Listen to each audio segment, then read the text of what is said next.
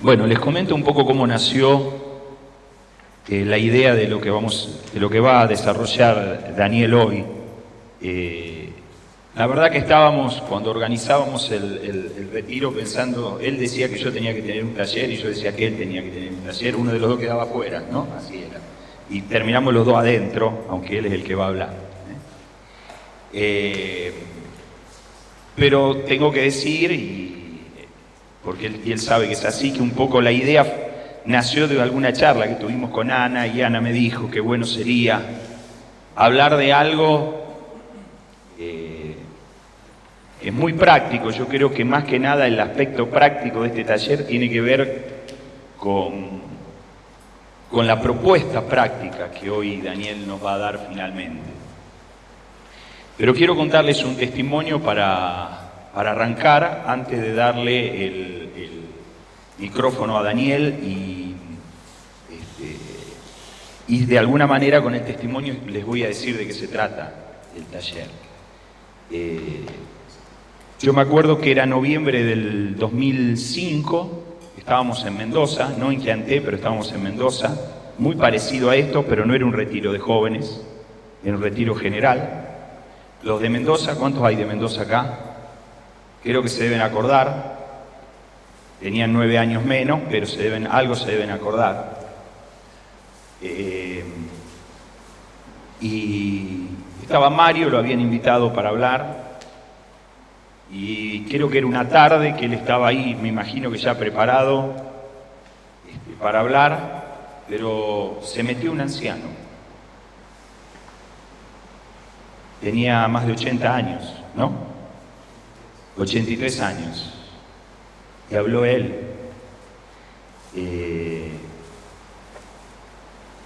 Él no sabía que estaba, o tal vez lo percibía, no sé, pero yo no sabía que 50 días después él iba a partir con el Señor. Y me acuerdo que él ya estaba muy afectado por el Parkinson, este anciano. Así que le tuvieron que arrimar varias sillas blancas, me acuerdo, para que él se pudiera mantener ahí. Y él sacó un cuaderno muy viejo y empezó a blandir el cuaderno y decía: mucho de lo que hemos perdido en esta renovación, te debes acordar, Mario, vos, ¿no? Es porque nos hemos olvidado de este cuaderno. Y era su cuaderno de parcela y oración del año 1977. Este anciano, calculo que muchos ya saben de quién se trata, se llamaba Iván Baker. Y yo no me pude olvidar de eso que pasó ahí, ¿no? Y hablando con Ana dijimos qué bueno sería que Daniel nos pueda compartir sobre esto que es muy práctico, pero muy necesario, estos cuadernos. Trajo varios hoy de parcela y de oración, y nos pueda dejar hoy una propuesta práctica en este taller. ¿Está bien? Amén. Es casi, por lo menos para mí, imposible hablar de este tema sin mencionar muchas veces a Iván Baker, porque él nos marcó, nos trazó un camino y de alguna manera dejó una huella muy profunda en nosotros, en muchos temas, pero especialmente en este tema que llamamos el cuaderno de la parcela. Quisiera comenzar diciendo que el cuaderno de la parcela es una estructura que nos tiene que ayudar a llevar adelante un principio. Las estructuras son como los andamios, son como el encofrado que se preparan para hacer columnas y son indispensables, necesarias, hasta que la columna se terminó y se solidificó, y entonces no veneramos las estructuras. Todos nosotros tenemos que sentirnos esclavos de los principios y tenemos que sentirnos amos o dueños de las estructuras. Y no podemos sacrificar las estructuras. siglos. Ese fue uno de los males que ha sufrido la Iglesia a través de los siglos. Pero también tengo que decir que esta estructura simple, que llamamos el cuaderno de la parcela, ha sido de mucha bendición durante años y años. Mi primer cuaderno de la parcela, que me enseñó cómo se hacía Iván, es del año 74. No lo encuentro, tengo el próximo que es del año 78. Pero yo hoy les quiero demostrar y contar que es una estructura sencilla que nos ayuda a ordenar nuestra pasión y nuestro servicio a Dios, que nos ayuda a tomar conciencia si estamos siendo constantes o no, que nos ayuda a ser efectivos en lo que tenemos que hacer para Dios. Y tenemos que tomar ese cuaderno de esa manera. Amén, de que nos ayuda también a llevar fruto. Y yo les voy a contar, en la medida que el tiempo me permita, algunos testimonios. Si contaras todo, tendríamos que estar hasta el almuerzo charlando. Algunos testimonios de lo que Dios pudo hacer utilizando una estructura tan sencilla. Ustedes tienen un apunte que lo vamos a pasar muy rápido, pero quisiera igualmente decir o leer los puntos principales. Jesucristo es espíritu vivificante. Es vida que fluye y comunica vida a los que están espiritualmente muertos. ¿Están de acuerdo con esta verdad? Jesucristo es el que da vida a los muertos. Esta revolución espiritual se realiza por medio del poder del Espíritu Santo encarnado en los que siguen a Jesús. Ellos, cada uno de nosotros, son el punto de contacto entre esa vida que es Cristo y los que están muertos. Esto está en la introducción del libro de Iván, Multiplicación. Y yo me lo aprendí de memoria porque me hace bien saber que Jesucristo es espíritu vivificante, pero que el único punto de comunicación entre la vida y la muerte somos nosotros. Y esa idea fuerza tiene que estar todo el tiempo en nuestro corazón. Y lo que yo estoy queriendo hoy, esta mañana, en este taller hacer, son dos cosas. Enseñarles cómo se usa el cuaderno de la parcela, pero más que eso, me interesaría que en la mente de cada uno de nosotros venga un nuevo sentido de responsabilidad de parte de Dios. Venga una nueva toma de conciencia de que Dios nos puso para hacer este trabajo. Algún poco de carisma. Dios quiere que todos los hombres sean salvos. ¿Están de acuerdo? Si dicen amén cada tanto, me entusiasmo un poco más.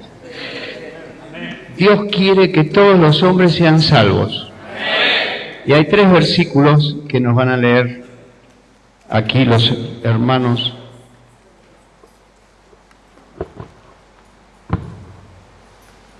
Exhorto ante todo a que se hagan rogativas, oraciones, peticiones y acciones de gracias por todos los hombres, por los reyes y por todos los que están en eminencia, para que vivamos quieta y reposadamente en toda piedad y honestidad, porque esto es bueno y agradable delante de Dios nuestro Salvador, el cual quiere que todos los hombres sean salvos y vengan al conocimiento de la verdad.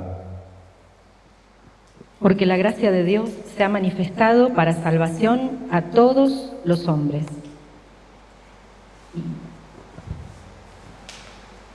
El Señor no retarda su promesa, según algunos la tienen por tardanza, sino que es paciente para con nosotros, no queriendo que ninguno perezca, sino que todos procedan al arrepentimiento. La voluntad de Dios es que todos los hombres sean salvos y vengan al conocimiento de la verdad. La voluntad de Dios es que su gracia se manifestó para salvación. ¿A cuántos? A todos los hombres. Y Pedro recalca esta idea diciendo, el Señor no retarda su promesa, porque algunos andaban diciendo de que estaba tardando mucho, sino que es paciente, porque no quiere que nadie perezca, sino que todos vengan al arrepentimiento. Tenemos que saber esta verdad y tenerla presente. Dios quiere que todos los hombres sean salvos. Tu vecino, tu amigo, tu compañero, tu jefe, tu empleado, tu mecánico, el almacenero, todas esas personas que están desarrollando distintas actividades en la sociedad fueron creadas por Dios con un solo propósito, que sean salvos, que vengan al conocimiento de la verdad. ¿Por qué es la voluntad de Dios esta? Porque Dios tiene un propósito eterno, y el propósito eterno es tener una familia de muchos hijos semejantes a Jesús. Para eso tienen que nacer de nuevo y ser transformados a su imagen. Por eso es que la voluntad de Dios es que todos los hombres sean salvos. Hay una segunda razón que a veces no la tomamos en cuenta, porque nos suena, disculpen la expresión, a veces nos suena demasiado religiosa, pero Pablo la dice en 2 Tesalonicenses. Y a vosotros que sois atribulados, daros reposo con nosotros cuando se manifieste el Señor Jesús desde el cielo, con los ángeles de su poder, en llama de fuego, para dar retribución a los que no conocieron a Dios, ni obedecen al Evangelio de nuestro Señor Jesucristo, los cuales sufrirán pena de eterna perdición, excluidos de la presencia del Señor y de la gloria de su poder. ¿Qué sucede con el que no va a ser salvo? ¿Va a estar excluido de la presencia del Señor? ¿Por cuánto tiempo? Por la eternidad. Van a sufrir pena de eterna perdición. Y también hace Pablo referencia al fuego eterno. Teniendo la vida de Cristo, habiendo experimentado la salvación en Cristo Jesús, ¿podés mirar a los que te rodean y decir, este es un inconverso que se va al infierno? ¿Puede ser esa la actitud de la iglesia? Es una actitud de inconsciencia. Tenemos que recuperar esa conciencia. Tenemos que saber, esta persona no solamente fue creada por Dios para ser formada a la imagen de Cristo, sino también que por causa de la caída el hombre viene en picada hacia donde nunca tenía que estar, que es el infierno. Porque Jesús dice que el infierno fue preparado para Satanás y sus ángeles. Nunca fue preparado para el ser humano. Pero por causa de la caída terminamos ahí. Ahora nosotros sabemos que la voluntad de Dios es que sean salvos. Y quiero decirles la segunda verdad. ¿Y cómo va a ser Dios para salvarlos? Increíblemente, hermanos, Dios tiene un solo y único método. Hombres y mujeres redimidos que llevan el mensaje a los perdidos. No tiene otro método. Dios, el Dios de los cielos, un plan tan glorioso, lo limitó a vos y a mí, a tu boca, a tus pies, a tu actitud, lo dejó librado. ¿Qué va a suceder para que su plan sea llevado a cabo? Cuando Pablo fue derribado por un resplandor que no era ni más ni menos que Jesús, Pablo quiere saber, ¿qué tengo que hacer, Señor? Predicame, por favor. ¿Y qué le dice el Señor? Pablo, levántate, entrá en Damasco, esperá Dios tiene que convencer a un discípulo que se llama Ananías. Ananías no quiere ir, Dios tiene que seguir convenciéndolo hasta que logra que vaya. Cuando va Ananías, él predica el Evangelio, él lo bautiza, porque Jesús glorificado no predica el Evangelio. Solamente un redimido, un salvo, solamente vos y yo, si tenemos a Cristo, podemos hablar y predicar el reino de Dios a otras personas. En casa de Cornelio, un centurión romano, aparece un ángel. Cornelio se postra, el ángel le dice por qué viene, lo grato que es para Dios su vida. Y Cornelio quiere conocer a ese Dios. No se puede. El ángel no puede predicarle ni enseñarle el plan de salvación. Tienen que ir 2 días a buscar a Pedro, que estaba en Jope, en casa de Simón Curtidor. 2 días tienen que volver y recién ahí comienza a escucharse la palabra del Evangelio. Y ya que Dios esperó bastante, se hartó de Pedro y en la mitad del discurso lo interrumpió y dice la Escritura que todos fueron llenos del Espíritu Santo. Pero los ángeles no predican el Evangelio. Tiene que ir un redimido, un santo, a acercarse. El encomendamiento es para vos y es para mí. Y esta es parte de lo que yo digo, tenemos que ir dándonos cuenta de nuestra responsabilidad. ¿Y cómo nos prepara Dios para semejante obra? Te digo cómo. Cuando saliste del agua del bautismo, Dios te dio varias vestiduras y varios oficios. Entre esos te dio la vestidura sacerdotal. Vos y yo somos sacerdotes. Somos sacerdotes del Dios Altísimo. La palabra sacerdote en la Argentina acá se nos imagina quizás un cura católico, pero no es así. Un sacerdote es alguien que va a armonizar 2 cosas. Alguien lo describió como un puente que une 2 orillas de un río. Un sacerdote es alguien que toma a Dios, que conoce a Dios, que tiene intimidad con Dios y puede traerlo al pecador, al perdido, al que lo necesita. Y toma al perdido y lo pone en la presencia de Dios, en oración, en clamor, en ayuno, pidiendo por su vida. Interceder, según el diccionario, es rogar o mediar por otro para conseguir un favor a fin de librarle de un mal. Y el apóstol Pedro dice que Dios nos hizo una nación de sacerdotes con un propósito. ¿Se acuerdan cuál era? Para que anunciéis las virtudes de aquel que lo llamó de las tinieblas a su luz admirable.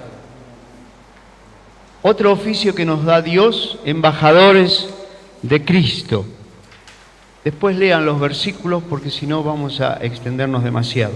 Pero Pablo escribe a los Corintios y dice que Dios nos constituyó a nosotros embajadores en nombre de Cristo. ¿Qué es un embajador? Es un representante de un reino, de un país en otro país o en otro reino, que está llevando la cultura, que está llevando el estilo de vida, que está llevando las costumbres de ese país y está representando ese país.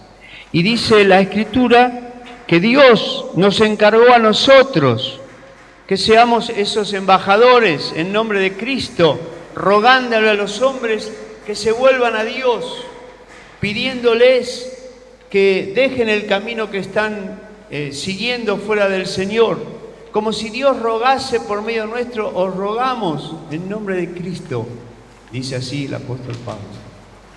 Dios te puso como embajador. Claro, nos cuesta vernos de esa manera. Miren, yo les propuse en nuestra comunidad cuando hablamos, porque esto es una serie de charlas muy largas, cuando hablamos de esto yo les dije, si te hace falta, andá, hay unas tiendas especiales en Buenos Aires que venden uniformes para médicos, para dentistas, para mucamas, para lo que sea. Y comprate una sotana. Las chicas se tienen que comprar un traje de monja y salís a la calle, porque en tu barrio hay un sacerdote, hay una sacerdotisa, en tu cuadra Dios proveyó de alguien que Él va a utilizar para llevar el reino a las vidas y para tomar la gente y llevarlas a Dios. Vestite como un embajador del reino. Vos llegás a tu oficina, a tu fábrica, a tu facultad, a tu escuela. ¿Quién entra al aula? Un embajador de otro reino, un bicho raro. Vieron que algunos embajadores son muy exóticos, porque tienen unas vestiduras raras, unas túnicas, una pintura por acá, y la gente lo mira como... Así nos tienen que ver. Pero tenemos que sentirnos que Dios nos puso a nosotros como embajadores en ese lugar.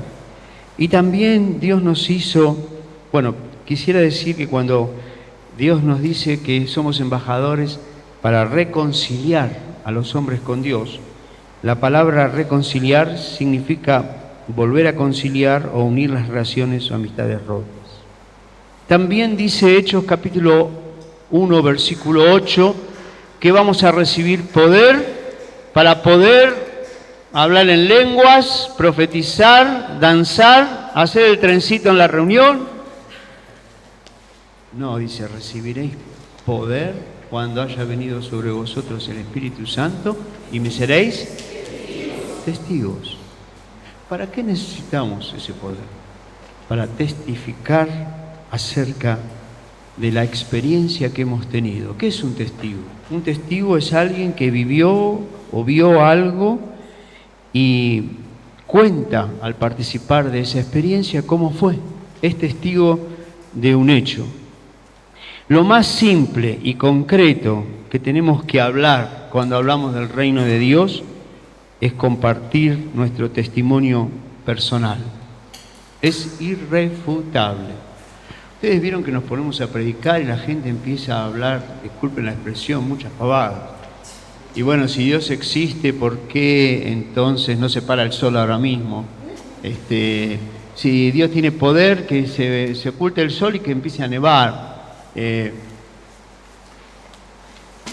No contesté ninguna, por favor, no pierdas tiempo en eso. Pero tu testimonio, lo que Dios hizo en tu vida, la experiencia de tu encuentro con Dios, lo que estás viviendo, de la presencia de Cristo, la comunión íntima, la paz que tenés en medio de la dificultad, eso es irrefutable. Nadie te lo puede negar. Nadie te puede decir porque lo estás contando, lo estás diciendo. ¿Se acuerdan del ciego que recibió la vista? Nació ciego y tenía 38 años. Y todo el mundo estaba revolucionado. ¿Y cómo te sanó? ¿Y cómo es posible? ¿Y quién es? ¿Y con qué poder lo hizo? Si es un hombre pecador. Y al final el ciego se cansó porque lo llevaban, lo traían, trajeron los padres para que sean testigos a la gente. Al final el ciego se cansó y dijo la justa. ¿Y qué dijo?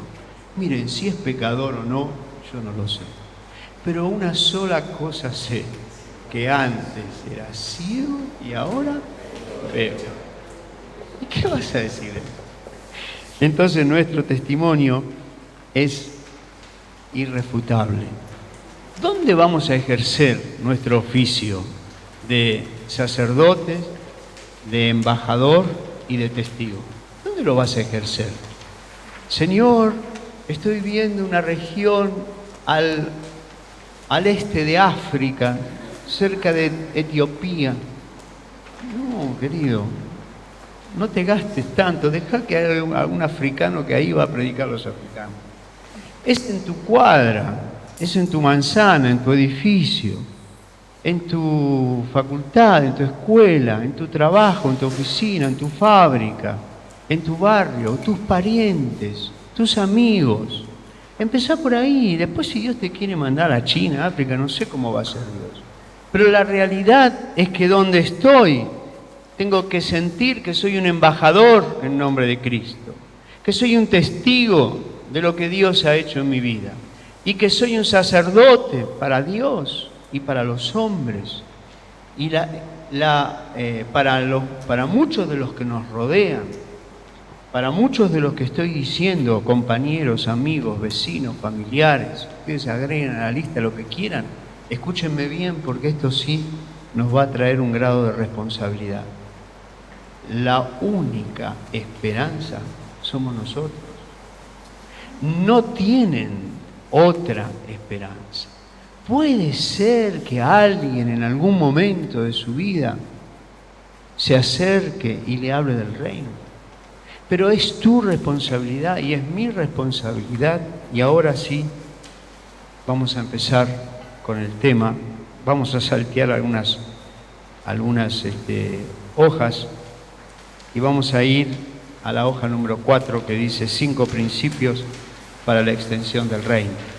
Ustedes pueden después, lo que no hemos leído ahora, lo pueden leer en algún momento y meditar un poco más. Es toda esta argumentación de que tenemos que ir nosotros porque ellos no pueden y Dios necesita nuestros pies. Ustedes recuerdan Romanos capítulo 10, cuando habla de cómo invocarán a aquel en quien no han creído, y cómo creerán en aquel de quien no han, y cómo oirán si no hay, y cómo predicarán si no fueron enviados. Pero después hay una referencia del Antiguo Testamento. Cuán hermosos son los pies que anuncian.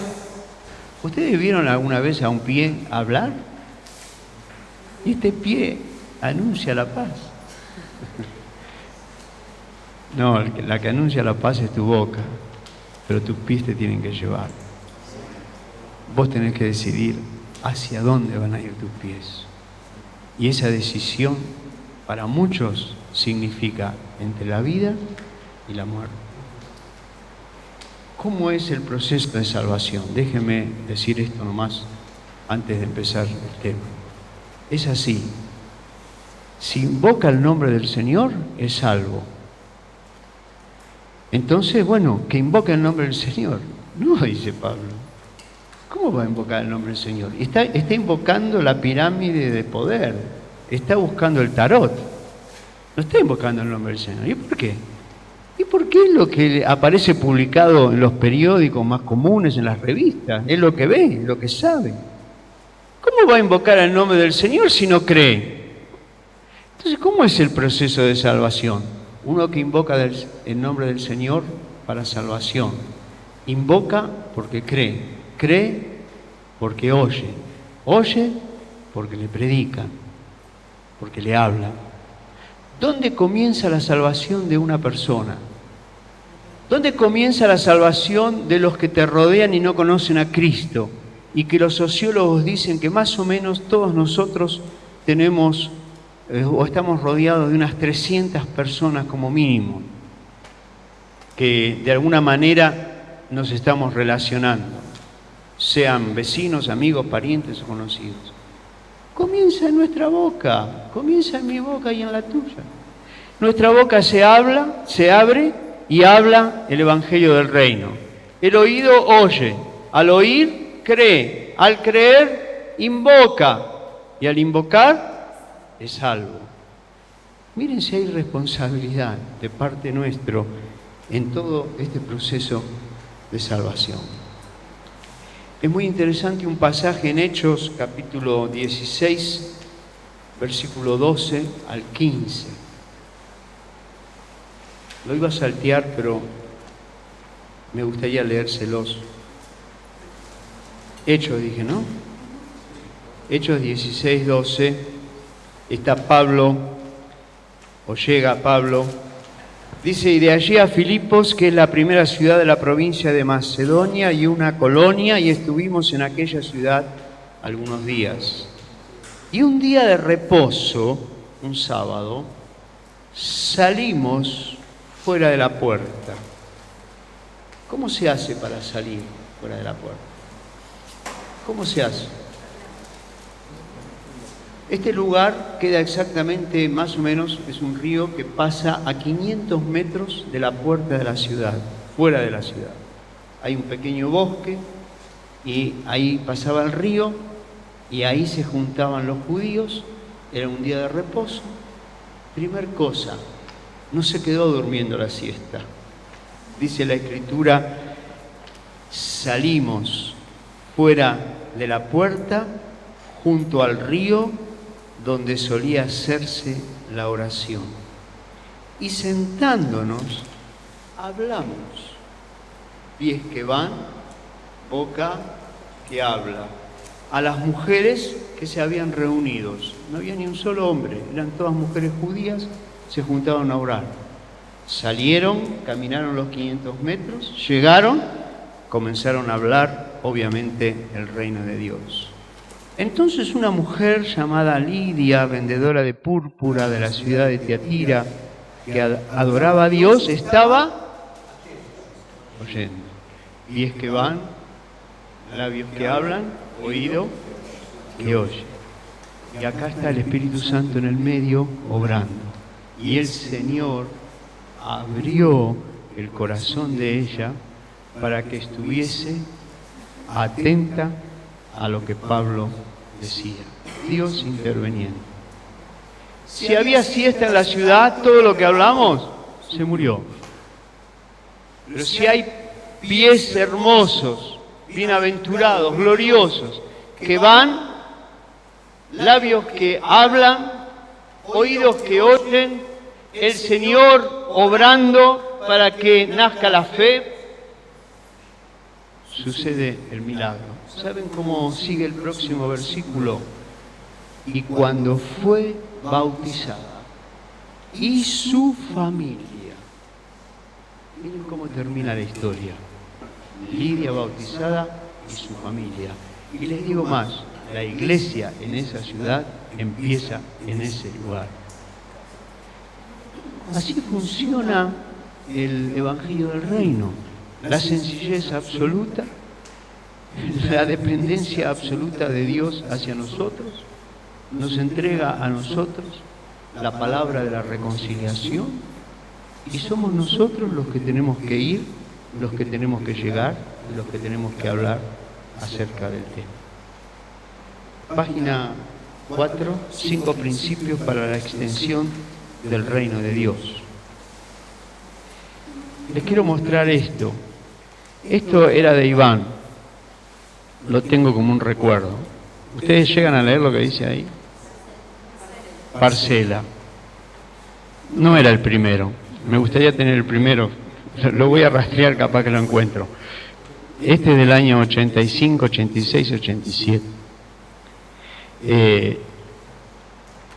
Sencillamente acá tiene una lista de contactos, escribe lo que ha hecho con cada uno, su teléfono, su nombre, taxista, taxista, taxista, taxista,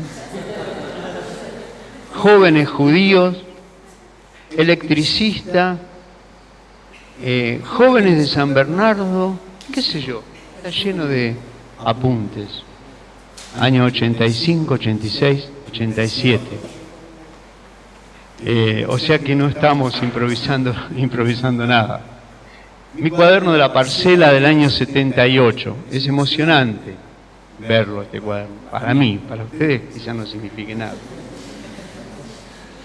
Antes lo hacíamos un poco diferente. Todos estos eran los contactos que yo tenía en ese momento, 78, 79, 80. Muchos de los que están aquí no solo se convirtieron, sino que son pastores, que han llegado a conocer el reino con más profundidad y están sirviendo a Dios. Muchos son responsables de grupos familiares y muchos son matrimonios que en aquel tiempo ni estaban casados, cuyos hijos hoy están llevando adelante grupos familiares en San Martín y en muchos otros lugares. Lo que yo quiero decirles es que a pesar que tenemos este material o esta estructura, siempre hemos sustentado estos principios, siempre. En este cuaderno del año 78, pero no era más que una transcripción del anterior, figuran porque nos pedía Iván que lo hagamos, los 5 principios fundamentales que ustedes tienen ahora ahí. Los escribíamos, ¿saben por qué? Porque todas las semanas los leíamos una vez, por lo menos, para recordarnos que para extender el reino de Dios necesitábamos sustentar estos principios y no apartarnos. Estos principios son absolutos. Esto es una estructura. Estos principios sí los consideramos como inamovibles. Y el primer principio es simple, es para un chico de 3 años, Dios es el hacedor. Significa que la obra de Dios es lo que Él mismo hace. Lo que nosotros hacemos para Dios es una cosa. Lo que Dios hace a través nuestro, esa es la obra de Dios. Una de las cosas que tenemos que entender es la total dependencia en el desarrollo de nuestra función como sacerdotes, como testigos y como embajadores, total dependencia de Dios. Porque en realidad la parte nuestra es mínima, es indispensable pero es mínima. Pero el que hace la obra es Dios. Juan 15:5, hay un versículo que lo podemos leer. Yo soy la vid, vosotros los pámpanos. El que permanece en mí y yo en él, éste lleva mucho fruto, porque separados de mí, nada podéis hacer. Sencillo, conocido, lo tenemos que volver a leer. ¿Te diste cuenta que separado de Dios no puedes hacer nada? ¿Ya te diste cuenta que separado de Dios no podés convertir una hormiga, ni a un chico de 5 años? Porque es Dios quien tiene que hacer la obra en esa persona, a través tuyo. Ese es el punto. Separado de mí, nada podés hacer. La vid en sí, sin el pámpano, no lleva fruto, pero sí trae la savia y le da toda la capacidad al pámpano para que lleve fruto. Y este principio tiene que estar en toda la obra que hacemos. Este cuaderno no es mágico, hermanos. Este cuaderno no te infunde algo extraordinario, que viene una unción como la espada de no sé quién. Esto es un cuaderno de cartón y papel nada más. Sin Cristo, sin la pasión de Cristo, ni te molestes en hacerlo. Pero si entendiste que es Dios quien hace la obra y es Dios quien te va a utilizar, entonces ese principio te va a ayudar a depender mucho de Él. En Juan 1, 12,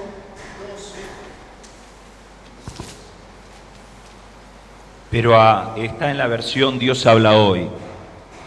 Pero a quienes lo recibieron y creyeron en Él, les concedió el privilegio de llegar a ser hijos de Dios. Y son hijos de Dios, no por la naturaleza ni los deseos humanos, sino porque Dios los ha engendrado. amén, porque nacen de Dios, porque Dios los engendró. No es por voluntad humana, no es por esfuerzo nuestro, sino que es por el Espíritu Santo que son engendrados. Y aquí quiero pedirles algo que ayer pedí en el taller. No nos olvidemos, cuando hablamos del reino de Dios a las personas nuevas, no nos olvidemos que agradó a Dios salvar a los creyentes, a los que van a creer, por la locura del querigma, la locura de la predicación. Si están tomando nota, es 1 Corintios 1:21. Tenemos un mensaje que al dicho de hoy de los jóvenes es re loco. Y sí, la verdad que sí. Estás diciéndole a la persona que un hombre que murió hace 21 siglos en un lugar tan distante como a las afueras de Jerusalén, cuando estuvo subido en la cruz y derramó su sangre, esa sangre nos limpia de todo pecado, y nuestra vieja naturaleza, de tuya y mía, que vivimos en el siglo XXI, en ese momento estaba siendo crucificada juntamente con Él, y Dios estaba matando el cuerpo del pecado, destruyendo para que podamos ser limpios y para que...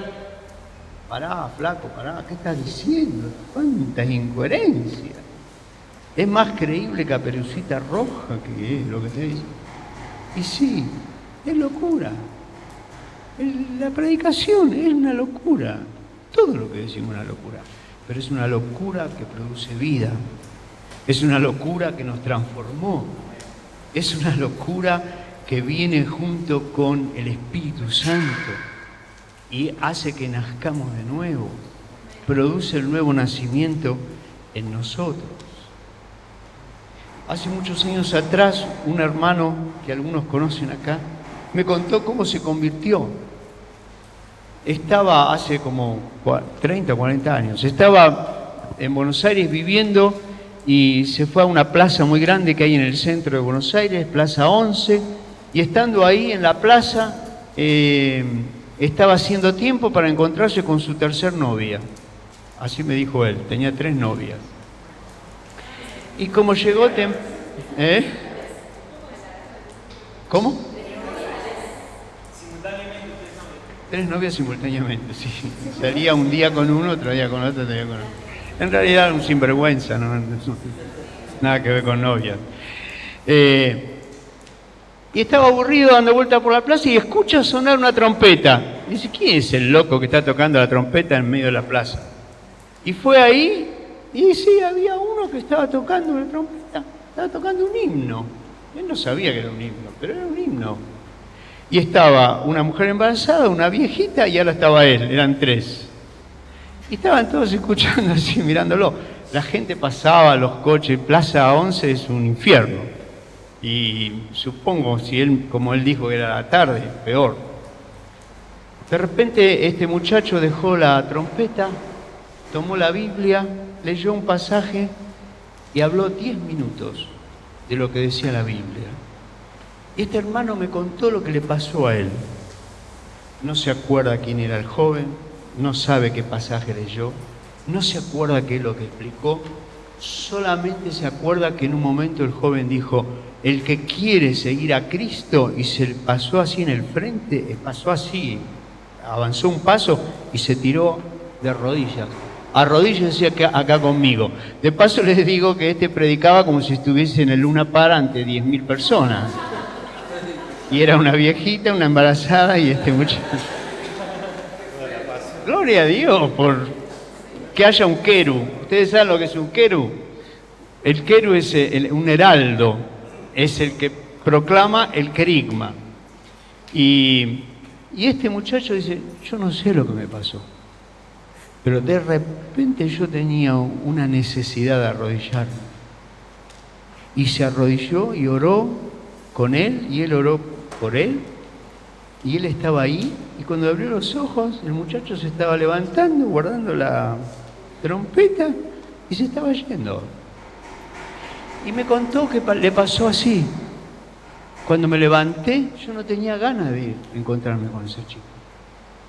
Y me fui a la pensión donde vivía, y estaba desesperado por llegar a la pensión, y cuando llegué, me tiré al suelo sobre la cama y lloré, y lloré, y lloré, y lloré, y lloré, y confesé todos mis pecados.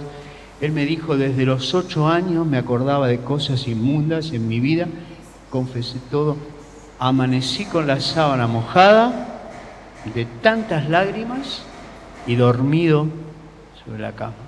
Pero a partir de ese día yo fui una nueva criatura. ¿Qué es lo que pasó? ¿Qué es lo que pasó? El querigma. El querigma es la semilla que tiene vida y que da vida al que la escucha. Es el Espíritu Santo el que engendra. No somos nosotros. Es el poder de Dios. Por eso acá Juan dice, a los que le recibieron, a los que creen en su nombre, les dio el derecho de ser hijos de Dios. Estos no nacen de la sangre ni por los deseos naturales, ni por la voluntad humana, sino que nacen de Dios. Ahora este punto es importantísimo para mí, este primer principio. Les voy a contar por qué. Porque cuando yo en el año 72 entré al reino, quería convertir a todo el mundo y casi agarraba a la gente de la solapa y los amarreaba para que se convierta. y los quería meter a todos en el bautisterio. Y estaba nerviosísimo. Hasta que Dios me calmó de un cachetazo. Y me di cuenta de que yo no tengo que convertir a nadie.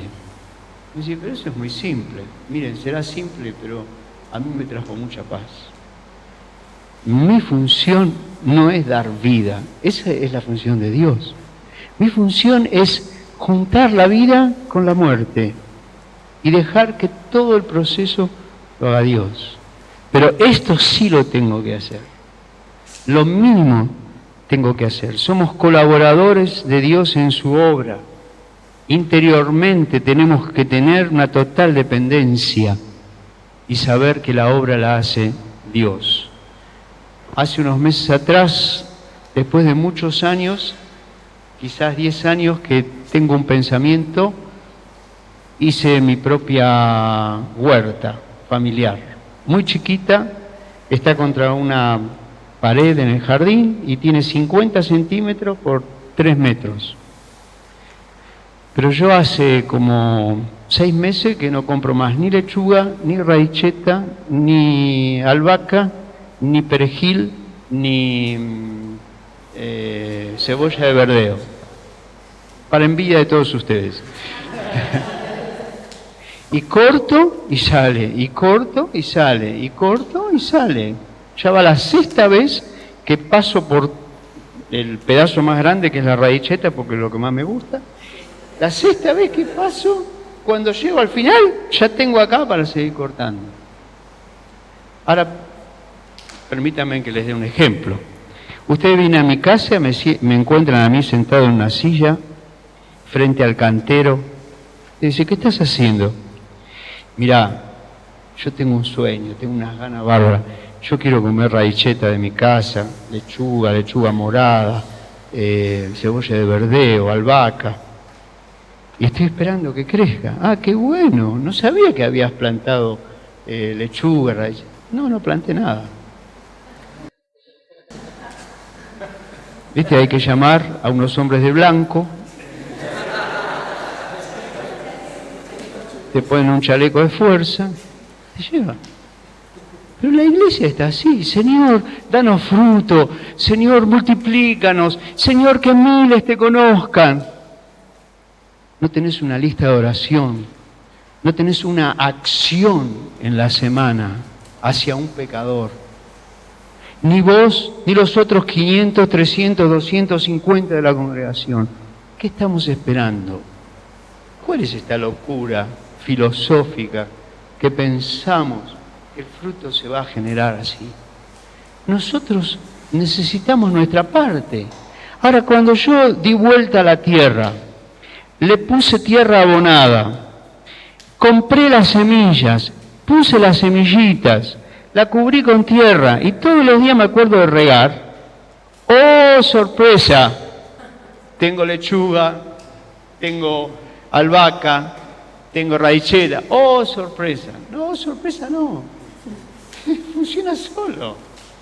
Hermanos, disculpen que sea tan sincero. No tenemos más fruto porque no sembramos. Porque Pablo dice que el que siembra abundantemente segará. Entonces decimos, o nos acordamos de Iván, oh, Iván, qué cantidad de discípulos tenía, sí, pero vos sabés que Iván le predicaba al poste de telégrafo, le predicaba a cualquiera, había un muñeco de una sastrería y le predicaba. Obvio, y tenía una lista de, escuchen bien, porque esto doy testimonio, 100 personas. Él decía, hay que tener 100 contactos para que se convierta uno. Entonces nosotros necesitamos tomar conciencia de que es así. Cuando encontraron la tumba de Tutankamón, encontraron en las paredes con ventosas al vacío de la tumba, y en esas ventosas había semillas de trigo que tenían 4000 y pico de años. Algunas las sacaron, las investigaron, las sembraron y no saben qué pasó. Salió trigo. Y salió trigo del bueno. del mejor. Uno de los científicos, me acuerdo en aquel tiempo, en 1939 por ahí, dijo, si este trigo se hubiese plantado y el fruto se hubiese plantado desde Tutankamón para acá, no hubiese alcanzado la superficie del planeta Tierra para tanto trigo como habría. ¿Y por qué no hubo fruto de eso? Porque está solo, porque está guardado, porque el mensaje que es la semilla del Evangelio que tenés vos adentro, la tenés para vos, la tengo para mí, porque no la plantamos, no la compartimos. Y Jesús dijo, si el grano de trigo no cae a tierra y muere, queda solo. Pero si muere, ¿qué hace?